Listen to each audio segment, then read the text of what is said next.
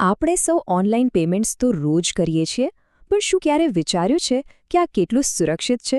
ભારતમાં બહુ જ જલ્દી ઓનલાઈન પેમેન્ટની સિક્યોરિટીને લગતા નિયમોમાં ધરખમ ફેરફાર થવા જઈ રહ્યો છે. અને હા, આ ફેરફારો આપણા સૌના ડિજિટલ ટ્રાન્ઝેક્શન પર મોટી અસર કરશે. ચાલો જરા ડિટેલમાં સમજીએ કે આ નવા નિયમો છે શું.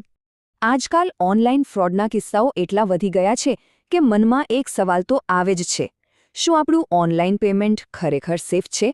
બસ આ જ ચિંતાને દૂર કરવા માટે હવે સિક્યોરિટીના નવા અને એકદમ મજબૂત નિયમો આવી રહ્યા છે.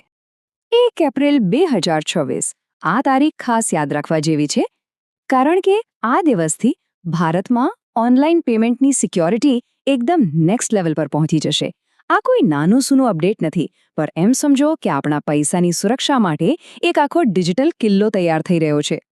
તો ચાલો હવે સીધા મુદ્દા પર આવીએ. જોઈએ કે આ નવી સિક્યોરિટી સિસ્ટમમાં શું છે અને તે આપણા ડિજિટલ ટ્રાન્ઝેક્શનને પહેલા કરતાં વધુ સુરક્ષિત કેવી રીતે બનાવશે. આપણે એક પછી એક બધા નવા નિયમોને સમજીશું. સૌથી પહેલો અને સૌથી મોટો ફેરફાર આવી રહ્યો છે ડિજિટલ ઓળખની ચકાસણીમાં. અત્યાર સુધી આપણે પાસવર્ડ અને OTP પર આધાર રાખતા હતા, પણ હવે એ પૂરતું નથી. તો ચાલો જોઈએ કે ભવિષ્યમાં આપણી ઓળખની ચકાસણી કેવી રીતે થશે. હવે એવું નહીં હોય કે બધા માટે એક જ પ્રકારની સિક્યોરિટી. આ નવી સિસ્ટમને કહેવાય છે ડાયનામિક 2FA. આનો મતલબ એ છે કે સિસ્ટમ દરેક ટ્રાન્ઝેક્શનને અલગ અલગ રીતે ચેક કરશે, જેમ કે પેમેન્ટ કઈ જગ્યાથી થઈ રહ્યું છે, કયા ડિવાઇસનો ઉપયોગ થયો છે અને શું આ ટ્રાન્ઝેક્શન સામાન્ય છે. આ બધી બાબતો પર નજર રાખવામાં આવશે. ટૂંકમાં કહીએ તો સિક્યોરિટી હવે દરેક પગલે સ્માર્ટ બનશે. OTP મેળવવાની રીતમાં પણ એક મોટો બદલાવ આવી રહ્યો છે.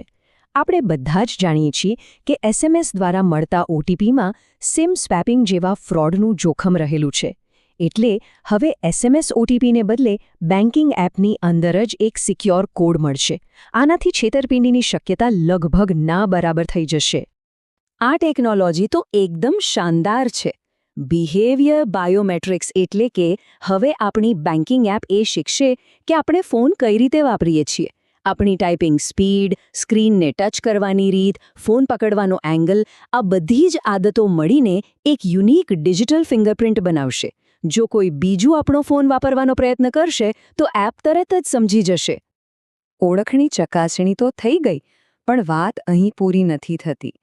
હવે આપણી બેન્કિંગ એપ પોતે જ એક સુરક્ષા કવચ જેવું કામ કરશે. સિક્યોરિટી માત્ર લોગિન વખતે જ નહીં, પણ એપ વાપરતી વખતે સતત એક્ટિવ રહેશે. આ એક બહુ જ અગત્યનો નિયમ છે. હવેથી બેન્કિંગ એપની અંદર કોઈ સ્ક્રીનશોટ નહીં લઈ શકે કે સ્ક્રીન રેકોર્ડિંગ પણ નહીં કરી શકે. આવું એટલા માટે કારણ કે ઘણા સ્કેમર્સ એનીડેસ્ક જેવી એપ્સ દ્વારા સ્ક્રીન રેકોર્ડિંગ કરીને OTP અને પાસવર્ડ જેવી સંવેદનશીલ માહિતી ચોરી લેતા હતા. આ નિયમથી એ રસ્તો જ બંધ થઈ જશે. હવે આપણી બેન્કિંગ એપ એક સિક્યોરિટી ગાર્ડ જેવું કામ કરશે. જો ફોનમાં કોઈ પણ જોખમી એપ, વાયરસ કે માલવેર હશે તો એપ તરત જ ચેતવણી આપશે. આ એક પ્રકારનું પ્રી વોર્નિંગ સિસ્ટમ છે, જે કોઈ પણ નુકસાન થાય એ પહેલાં જ આપણને બચાવી લેશે. ઓકે, તો એપને સુરક્ષિત કરી લીધી, ઓળખ પણ પાક્કી કરી લીધી. હવે વારો છે ટ્રાન્ઝેક્શનની સુરક્ષાનો. ચાલો જોઈએ કે આપણા દરેક ટ્રાન્ઝેક્શનને કેવી રીતે સુરક્ષિત કરવામાં આવશે. હવે બેંકો એક નવી સુવિધા આપશે, જેનાથી આપણે રાત્રે 11 વાગ્યાથી સવારે 6 વાગ્યા સુધી આપણા એકાઉન્ટમાંથી થતા બધા જ ટ્રાન્ઝેક્શનને લોક કરી શકીશું. આ એ જ સમય છે જ્યારે મોટાભાગના લોકો સૂતા હોય છે અને ફ્રોડ થવાનો સૌથી વધુ ડર રહે છે. આ સુવિધાને કારણે આપણી ઊંઘમાં ખાતામાંથી 1 રૂપિયો પણ નહીં જાય. જરા વિચારો, કોઈ વ્યક્તિ સામાન્ય રીતે 2000-5000 રૂપિયાના ટ્રાન્ઝેક્શન કરે છે અને અચાનક એમના એકાઉન્ટમાંથી 50,000 રૂપિયાનું ટ્રાન્ઝેક્શન થાય.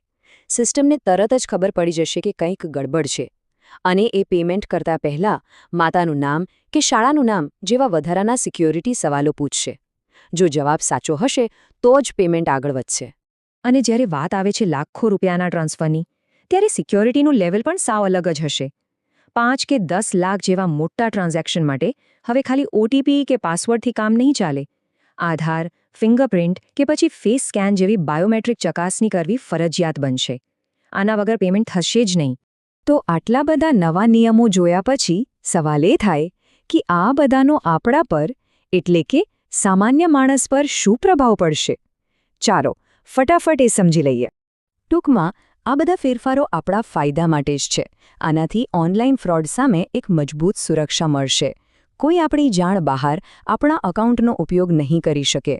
આપણા પૈસા પર આપણું કંટ્રોલ વધશે અને સૌથી અગત્યની વાત, ડિજિટલ પેમેન્ટ સિસ્ટમમાં લોકોનો ભરોસો અનેક ગણો વધી જશે. આ બધા નિયમો જોયા પછી એક વાત તો ચોક્કસ છે કે ભારત ડિજિટલ સિક્યોરિટીની બાબતમાં બહુ મોટું પગલું ભરી રહ્યું છે. તો શું આ જ છે આપણા ડિજિટલ ભવિષ્યની તસવીર? શું આ પગલાં દુનિયાભર માટે એક નવું ઉદાહરણ પૂરું પાડશે? આ એક મોટો સવાલ છે અને એનો જવાબ જોવો ખરેખર રસપ્રદ રહેશે.